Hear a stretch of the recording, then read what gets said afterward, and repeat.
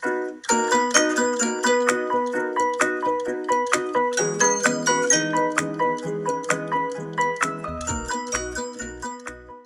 everybody, so this is the next video in the Commodities series, and this video is all about meats and poultry, just helping you to revise ready for your exam coming up. So you can categorise meats and poultry into two different categories based on their colour. So we've got either white meats or we've got red meats. You are probably aware that white meats are healthier. They're low in fat, specifically saturated fat, so they're a bit more healthy for you. They're going to give you less chance of developing heart disease or developing obesity and things like that, so they are healthier for you. So the examples that I've given you of white meat are chicken and turkey. The examples of red meat that I've given you are lamb, beef and pork. There are another group of animals that we eat, and these are known as game animals. I'm not going to talk about that in too much detail in this video, but I might do one later on about it. Now, if you are eating a cow in this country, you're going to be either eating beef or you're going to be eating veal. So veal is a calf which has been kept in quite restricted conditions, so it can't move very much, so it doesn't get very much blood into its muscles. So that means that its meat is very pale, kind of like a rose pink kind of colour. Now in this country, we are slightly kinder to our calves that are bred for veal, and they get slightly more space than they do in other European countries. So our veal is pink, but in other European countries it's white. If you're eating pig, you can eat it as pork or ham, or if you are eating sheep, you can eat it as lamb or mutton. So lamb are sheep which have been slaughtered when they are younger than 6 months old. This is what the majority of sheep are eaten as in this country. If they're older than 6 months old when they're slaughtered, they are classed as mutton. Mutton is a bit tougher, it's got a stronger flavour, and it needs a longer cooking time because the muscles have been used a lot more than if you were eating lamb.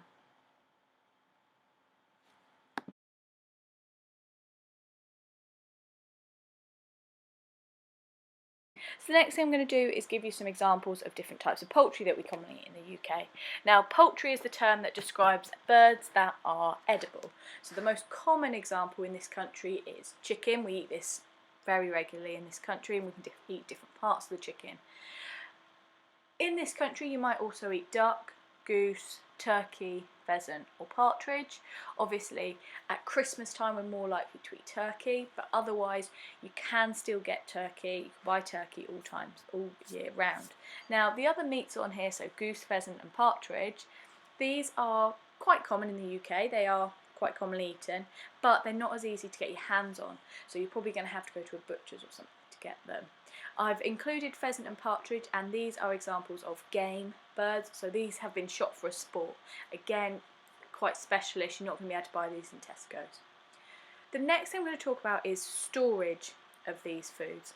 Now we all know that food poisoning is a common thing that we can get from meat and poultry, so because of this they all need to be stored in the fridge, ideally below 8 degrees C because this is the legal limit, but if you are demonstrating good practice, then you want to store them below 5 degrees C. Meats can be frozen so that you get a longer shelf life from them, but if you're defrosting them you need to make sure you defrost them in the fridge. Don't leave them at room temperature because obviously then they'll enter the danger zone. You really do need to leave them in the fridge to defrost. It will take longer, but it's safer.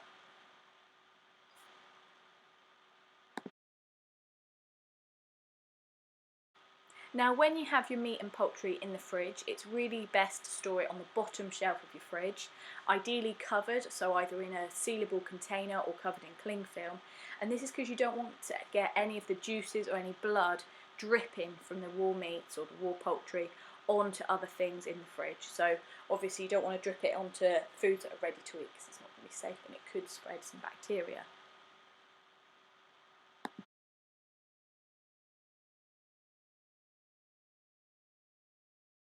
Now carrying on with storage just quickly, if you ever go to the fridge and you get out some meat that you can cook, if it smells you should not use it. It's one of the first signs of the food going off and starting to have too much bacteria on it and starting to be of poor quality, so you really must dispose of it.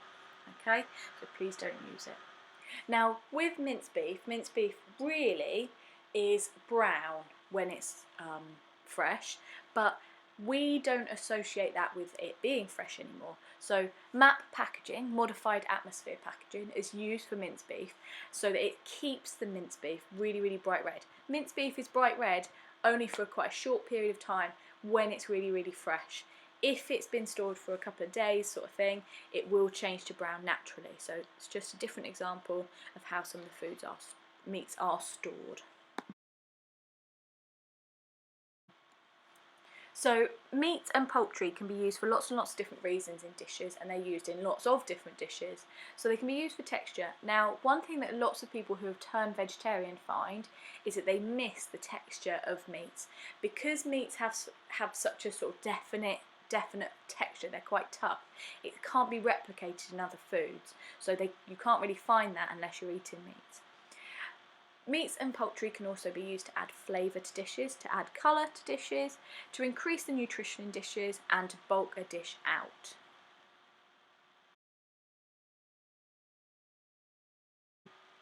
So meat and poultry that we buy in the UK has often already been prepared quite a lot for us. So it's not very often that you would buy a whole piece of meat and you would cut it down into smaller portions. You can do, and it's quite often cheaper to do that, but most commonly it's already been prepared for us. So it might have already been jointed or portioned or skinned and things like that for us. You don't have to buy it like that. So for example, you could buy a whole chicken and you could portion it yourself, but you don't have to. You could also buy beef and you could mince it yourself if you've got a mincer, but again it takes quite a long period of time when you can get someone to do it already for you. Depending on the type of poultry that you're needing, you might have to skin it yourself. So quite often in the supermarket you can buy breasts and thighs and legs that have already got skin on them, and you might have to take that off depending on your recipe.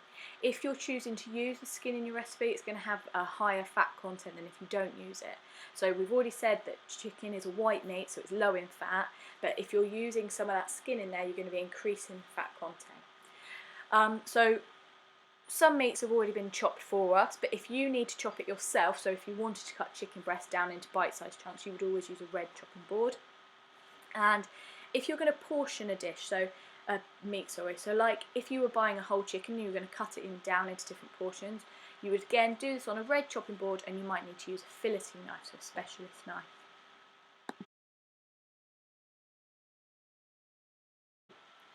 The next thing that we're going to talk about is how you can cook different meats and poultries. So the whole thing about checking the temperatures of foods is it's so important when you're cooking meats and poultry for this. So all meats and poultry should be cooked to above 75 degrees C. This is going to mean that any bacteria is killed, especially food poisoning bacteria. So as we all know, salmonella is naturally found in chicken, so you want to kill that, and E. coli can be found in stuff like pork and beef, so you want to get rid of that as well. So always use your temperature probe and check that it has been cooked to above 75 degrees C. Now, depending on the cut of meat that you are cooking, you can cook it in different ways. So if you've got tough cuts of meat, so it's from a part of the animal that has been used lots and it's moved lots, those muscle fibres are going to be much more developed and they're going to be stronger, they're going to be harder to break down, so you need to cook them for a long period of time.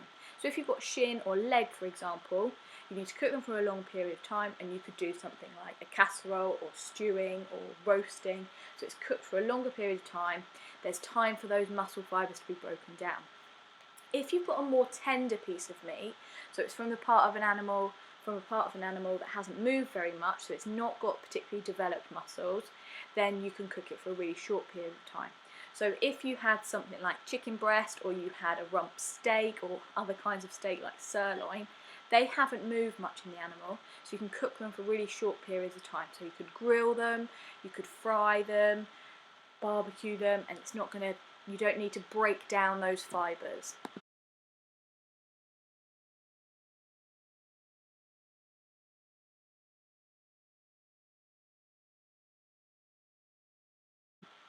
Now we're going to carry on with cooking. Now some meats like lamb and beef, and poultry like duck, can actually be eaten pink or raw. Now the reason for this is because they are solid pieces of meat, so no bacteria could have got into the centre of that. So if you have a rare steak, for example, as long as the outside is cooked, there's not going to be any bacteria in the middle that could cause food poisoning. But if you are eating foods like that, it does increase your risk. Now, lots and lots of places are selling burgers rare. This is not something that is as safe because that meat has been minced, it's had exposure, so it could have been exposed to food poisoning bacteria like Staphylococcus aureus from humans, and so it does mean that they should ideally be cooked to above 75 degrees C. Now, if you are someone that is at an increased risk of getting food poisoning, so if you're pregnant, if you're elderly, you're already ill, if you're a young child, you shouldn't be eating your meats pink or rare. So, for example, a pregnant woman shouldn't eat a rare steak. It should really be well done, so it's completely cooked through to decrease the chances of getting food poisoning from that.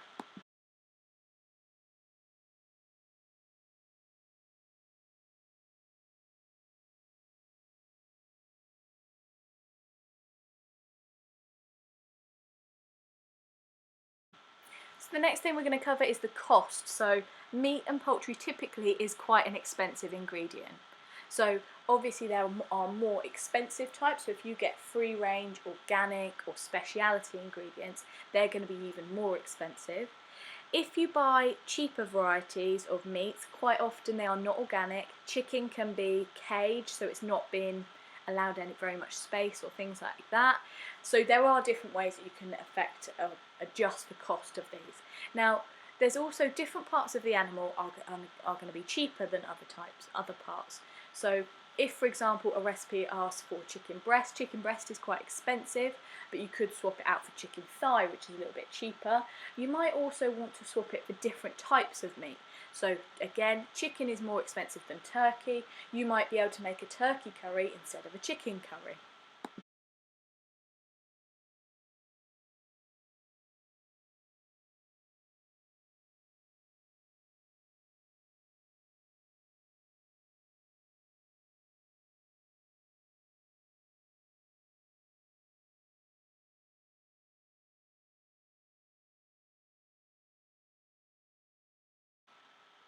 So the next thing that we're going to talk about are the sensory qualities of meat and poultry.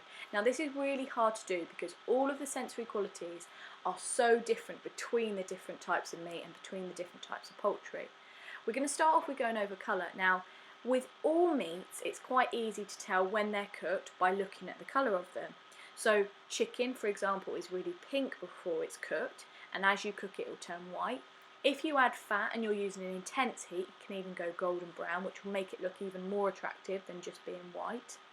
Beef would change from like a pinkish reddish colour to a dark brown. Duck would change from a light pink to sort of a dark brown colour. Pork would change from a lighter pinker colour to white when it's cooked. So each one has its own different colour and sensory qualities based on that. Texture again can be really different. So some meats like chicken breast are really, really tender, so soft textured, in comparison to a tough piece of meat like a beef shank, for example. If it's not been cooked for a long period of time, you've got really, really different textures.